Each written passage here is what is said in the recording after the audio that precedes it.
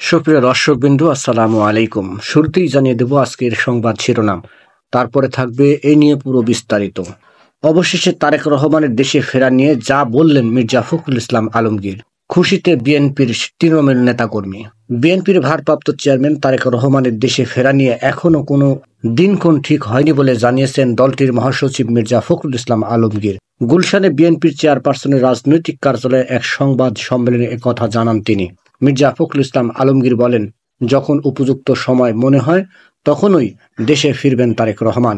সংবাদ সম্মেলনে সংস্কার কমিশন, অন্তর্বর্তী সরকারের নিরপেক্ষতা, আসন্ন নির্বাচন নিয়ে দলীয় অবস্থানের কথা জানান বিএনপির মহাসচিব মির্জা ফখরুল ইসলাম আলমগীর। তিনি বলেন, যেহেতু সংস্কার একটি চলমান প্রক্রিয়া, সংস্কার ও নির্বাচন প্রক্রিয়া দুটোই একসঙ্গে চলতে পারে। রাজনৈতিক দলগুলো ঐক্যমতের ভিত্তিতে একটি সংস্কার সনদ তৈরি হতে পারে। নির্বাচিত সরকার পরবর্তীতে যা বাস্তবায়ন করবে।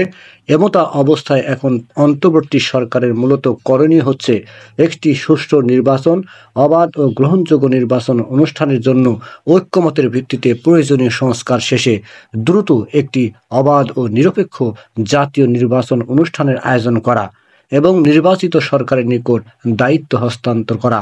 অন্তর্বর্তী সরকারের কোনো উপদেষ্টা ক্ষমতায় থেকে রাজনৈতিক দল গঠন প্রক্রিয়া প্রত্যক্ষ ও পরোক্ষভাবে জড়িত থাকার জনমনে সংশয় সৃষ্টি করেছে বলেও মন্তব্য করেন মির্জা ফখরুল ইসলাম আলমগীর।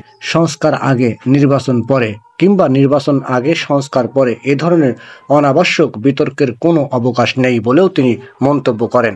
নিউজটি সম্পূর্ণ দেখার জন্য সবাইকে ধন্যবাদ। বাংলা নিউজের পরবর্তী আপডেট পেতে আমাদের চ্যানেলটি সাবস্ক্রাইব করুন। নিউজটি ভালো লাগলে অবশ্যই লাইক, কমেন্ট, শেয়ার করে অন্যকে দেখার সুযোগ করে দিন। ধন্যবাদ।